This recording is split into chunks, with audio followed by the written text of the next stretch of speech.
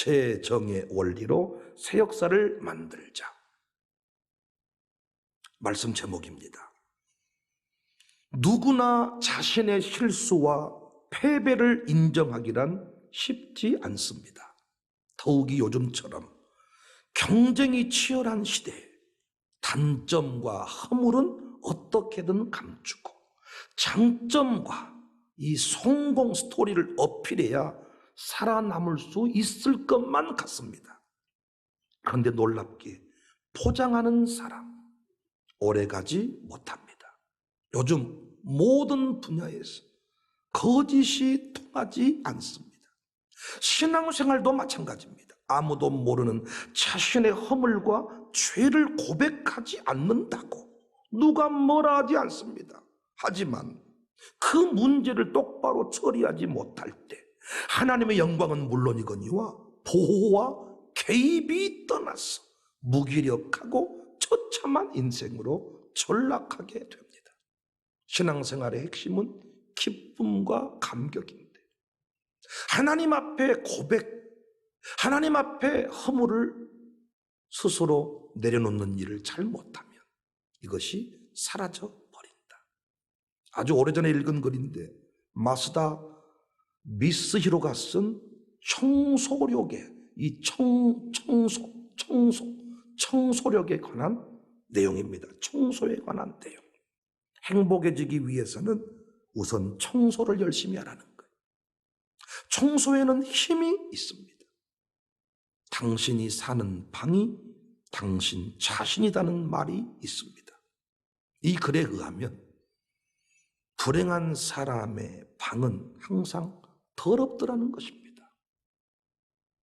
형사들도 범죄자가 사는 집을 찾아보니까 냄새가 났다 증언합니다. 범죄자의 집임을 확신하는 단서 중에 화분이 말라있는 집, 더러운 집이 포함되어 있었습니다. 귀신 들린 사람에게도 더러운 냄새가 납니다. 정신질환의 징조 중에 하나가 방을 청소하지 않아요. 난장판이에요. 난리가 나요. 그리고 누군가 이걸 청소해 주려고 할 때 강하게 거부합니다. 청소와 이 정신세계가 밀접하게 연결되어 있다. 이렇게 말합니다. 그래서 이혼, 도산, 정신적 위기로부터 부활하려면 청소부터 시작해라고 조언을 합니다. 깨진 유리창의 법칙을 통해서도 이런 내용을 확인할 수가 있어요. 1969년 스탠포드 대학의 심리학자 필립 짐바르도 교수가 주장한 법칙입니다. 허술한 골목에 보닛을 연 자동차 2대를 방치해 뒀어요. 그 중에 한 대는 유리창이 깨진 차입니다. 보닛이 열려 있고 유리창이 깨져 있는 차는 10분 만에 배터리가 도난당하고 타이어가 도난당하고 낙서가 생기고 파괴, 약탈이 이루어집니다. 그런데 유리창이 온전한 차는 아무도 건드리지 않더라. 정리정돈이 중요하다.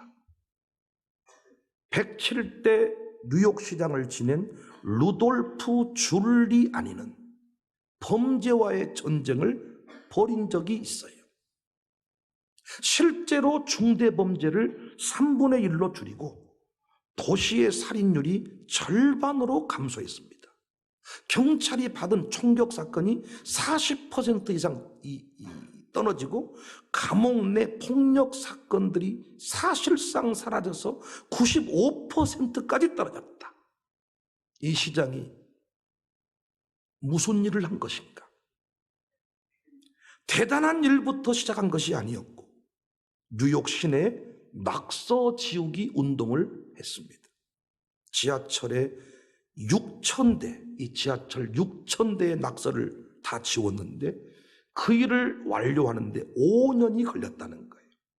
과연 사람들이 낙서 지운다고 범죄가 줄어들까 염려했는데 이미 말씀드린 대로 위대한 스토리를 남기게 되었습니다.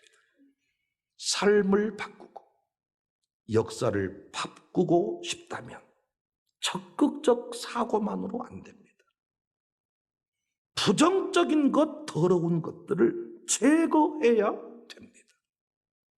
청소에 4요소가 있는데 여기서 오늘 설교 제목이 나온 거예요. 본 원리인가? 환보체정. 청소의 4요소. 환기, 버리기, 제거, 정리정돈, 환보체정. 환기가 없으면 청정기도 의미가 없습니다. 어떤 사람이 청소를 시작하면서 환기를 시키지 않는다면 방 안의 먼지는 다시 고스란히 내려앉을 것입니다. 두 번째 청소의 요소는 버리기입니다. 배설이 없으면 죽음을 맞아요. 필요한 것 외에 버려야 정리가 돼요. 이사해 보시면 알겠지만 일단 집안에 있는 게 나가야 정리가 됩니다. 여자분들 새로워지고 싶거든 냉장고의 벽돌들부터 버리시기를 바랍니다. 우리가 생수를 자주 제대로 마시는 것이 중요한 이유가 몸 안에 노폐물을 이 물이 가지고 나오기 때문입니다. 셋째 청소의 요소는 오염물을 제거하는 것입니다. 버리는 것만으로 안 됩니다. 찌든 때, 악취의 근원을 제거해야 돼요. 싱크대 안에 낀 찌든 때, 묵은 때를 락스로 씻든 못으로 씻어내야 냄새와 세균 번식을 막을 수가 있어요. 환보체정. 환기, 버리기, 제거, 오염물질 제거하는 거예요. 찌든 때를 제거하는 거예요. 마지막 네 번째가 뭐예요? 환보체정. 정리정돈입니다. 물건의 위치를 정해야 돼. 그래야 다시 방구석이 더러워지지 않는 거예요. 청소하면 뭐돼? 다시 10분 뒤면 온상태가 돼버리는데. 정리정돈, 이 네 가지가 청소의 4요소, 4대 요소. 응답으로 받으시기를 바랍니다. 사람은 그렇게 변하지 않습니다. 환보체정의 원리가 적용되어야 합니다. 여러분 인생 바꾸고 싶거든. 자녀를 새롭게 하고 싶거든. 환보체정의 원리를 영적으로 잘 적용해 보시기를 바랍니다. 환기의 원리입니다. 첫 번째 변화의 원리는 환기의 원리. 새로운 바람을 만나야 돼요. 새로운 바람. 공기가 달라져야 돼요. 새로운 바람이 뭡니까? 말씀과의 접촉입니다. 말씀은 정말 우리에게 새 바람입니다. 새로운 생각이고 새로운 씨앗입니다. 오늘 본문의 이 라오디게아 교회는 아마 충격이 컸을 것입니다. 왜?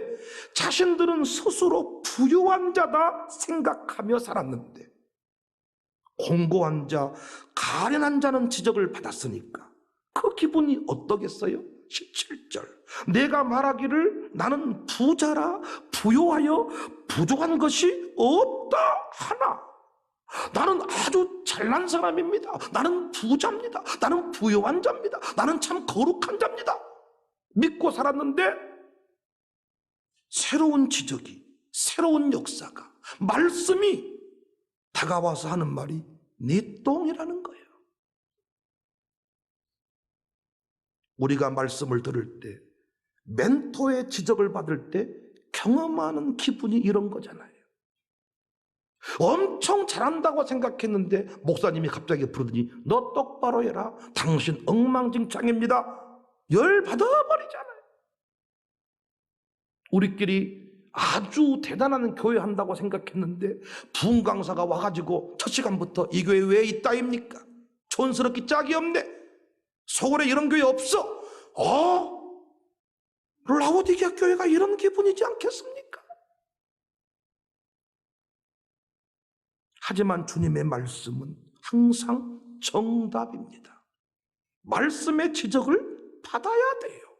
환기의 원리, 새로운 생각, 새로운 역사가 시작되려면 새로운 시작, 새로운 생각이, 새로운 영감이 다가와야 된다는 거예요.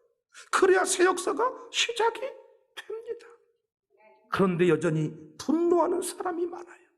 인정하지 않아요. 내가 왜 뭘 잘못했는데? 나는 부요한 자야. 나는 거룩한 자야. 나는 효자야. 나는 엄청난 믿음이 좋은 사람이야. 근데 말씀이 다가와서 뭐라 그래요? 웃기지 마라. 천하의 교만한 놈 같으니라고. 너는 믿음이 없어.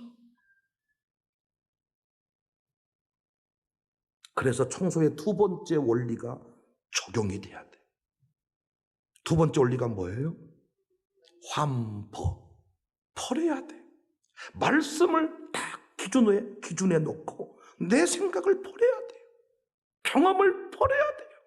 오늘 본문 라오디게아 교회를, 오늘 본문이 이 라오디게아 교회를 향한 예수님의 편지인데, 많은 사람들이 이 말씀을 보면 예수님이 라오디게아 교회를 미워한다고 생각해요. 여러분 생각은 어떠신가요? 예수님이 이 교회를 미워합니까?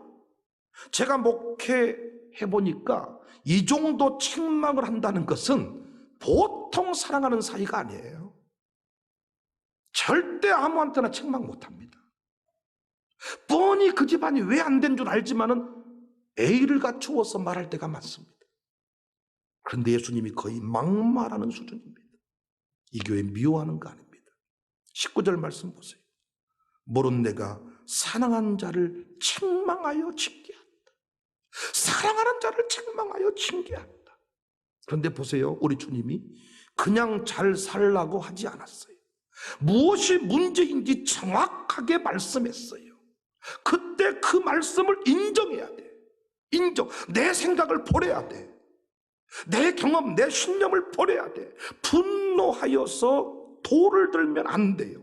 도피하면 안 돼요. 냉장고의 벽돌을 버려야 새로운 핵감이 냉장고에 들어갈 수가 있듯이 내 생각을 내려놓아야 돼. 허상과 같은 내 생각을 버려야 말씀이 채워지고 그 말씀이 작동해서 새 역사가 시작이 됩니다. 두 아들 비유해서 큰아들이 효자라고 생각했죠? 실상은 효자였습니까? 허상에 갇혀 사는 사람이잖아요. 내가 목사님 마음을 언제 아프게 했습니까? 그렇게 말하지만 목사에게 물어보면 다른 얘기할 때가 많습니다. 그분 때문에 목회가 힘듭니다. 허상과 같은 생각을 버려야 돼, 버려야 돼. 세 번째, 변화의 원리는 환보체, 제거해야 됩니다. 18절. 내가 너를 권하노니 내게서 불로 연단한 금을 사서 부요하게 하고 흰옷을 사서 입어 벌거벗은 수치를 보이지 않게 하고 수치를 보이지 않게 하고 찌든 때를 보이지 않게 하고 왁취의 그도를 보이지 않게 하고 안약을 사서 눈에 발라서 바라는 거예요. 썩은 눈 제거하라는 거예요. 수치를 보이지 않게 해라. 환보체 제거하라는 것입니다. 잘못된 눈 제거해라. 그 눈 제거하지 않으면 원 상태로 돌아가 버립니다. 예수님도 누가복음 11장 34절에 내 몸에 등불은 눈이라. 내 눈이 성하면 온몸이 밝을 것이요 만일 나쁘면 내 몸도 어두우리라. 예수님 뭐라고 말했어요? 눈을 고쳐라. 수치를 보이지 않게 해라. 마가복음 9장 47절에 만일 내 눈이 너를 범죄하게 하거든 빼버려라. 한 눈으로 하나님 나라에 들어가는 것이 두 눈을 가지고 지옥에 던져지는 것보다 낫다. 나쁜 습관이 있어요. 굳어진 고정관념이 있어요. 말씀을 듣지만 은혜 받지만 다시 원점으로 돌아가 버린 사람들이 있어요. 습관을 못 버린 사람들입니다. 습관을 어떻게 제거해야 된다는 거예요. 싱크대 밑에 있는 그 찌든 때를 그냥 닦으면 됩니까? 아닙니다. 소를 가지고 왁스를 가지고 락스를 가지고 뭐 세정제를 가지고 막 엄청난 에너지를 쏟아야 악취의 근원이 제거가 되는 거예요. 영적 전투를 선언해야 돼. 모든 것을 음란하게 보는 눈, 모든 것을 삐딱하게 보는 눈, 그 눈을 뽑아버려라. 저의 경우 목사가 되고자 할 때 제가 신학대학원 1학년에 입학을 했습니다. 그때까지 꿈이 제가 뭐였다 그랬어요? 자, 국회의원 하고 싶었습니다. 그래서 또 내년이 이렇게 돌아오면 막 아파요, 내가. 선거병이 도져가지고.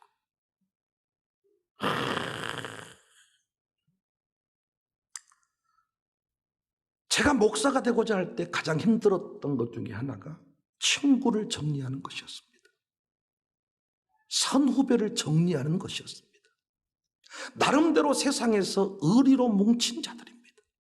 새끼손가락 걸고 내가 네 인생 어려울 때 책임지는 형이 되어줄게. 형님, 내가 형님을 믿고 따르겠습니다. 그래, 동생아, 우리 끝까지 한번 멋지게 살아보자. 목사가 되고자 할 때 그 친구들과 그 선배들이 갔던 길과 제가 지금 본촌동 광신대학교에서 신학 공부하는 이 길은 다른 길입니다. 담임 목사가 된 후에는 부목사 8년 시절에 인맥 정리가 어려웠습니다. 이곳에 와서 여러분과 살아가야 되는데 친한 사람, 정든 사람은 서울에 있는 그 사람들이었습니다. 저는 어떻게 이것을 극복했냐? 핸드폰에 전화번호를 지웠습니다. 이거 제가 쉽게 말하지만은 정치하겠다는 사람한테 물어보세요. 핸드폰 인맥 관리가 얼마나 중요한지. 여러분 핸드폰 번호를 지우지 않으면 카톡에 사진이 뜹니다. 사진을 다시 보잖아요. 반드시 만나게 되어 있습니다.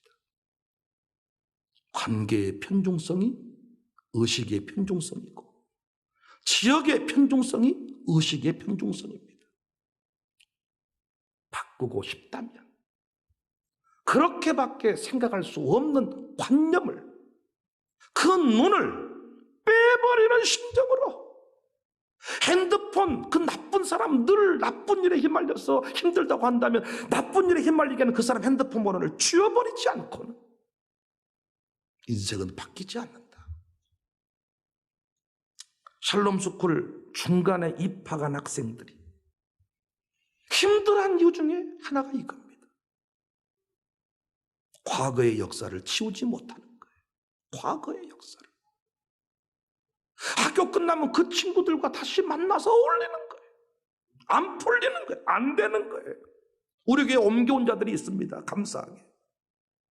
우리 교회에 옮겨온 자들도 그 역사를 지우지 못하니까 교회 적응이 안 되는 거예요. 안 되는 거죠.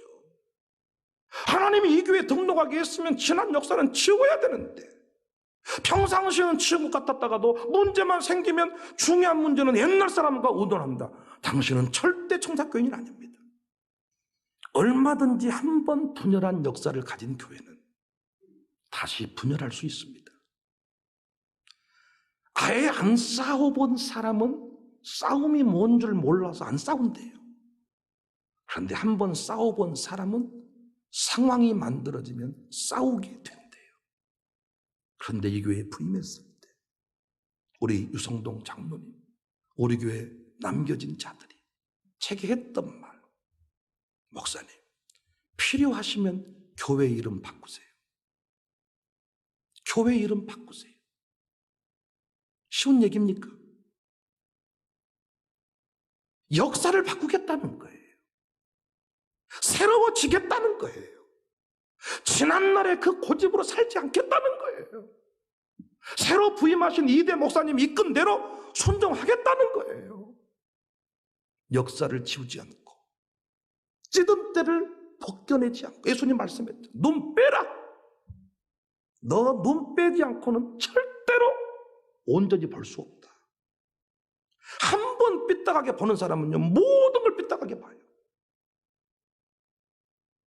한 번 사람을 의심하면서 보는 사람은 모든 사람을 의심하면서 보는 거예요. 그 눈 빼라. 환보제정. 환기. 말씀을 딱 만나니까 충격이 와. 무슨 소리야? 말도 안 돼. 내가 최고인데 뭔 소리야? 버리기. 내 생각을 버리고 말씀을 붙드는 거예요. 말씀 붙들었다고 됩니까? 나가면 또 달라지는 거예요. 어떻게? 제거를 해야 돼. 찌든 때를 제거를 해야 돼. 담배를 버리고 라이터를 던지고 담배 생각나게 하는 사람을 관계를 끊고 핸드폰 지우고. 저도 신학교 부름받고 갔지만은 급하면 선배가 생각나고 열받으면 그 친구들이 떠오르고 이놈의 세상 확 뒤집어 보고 싶다. 다시 원점으로 가고 싶다. 이게 뭐야?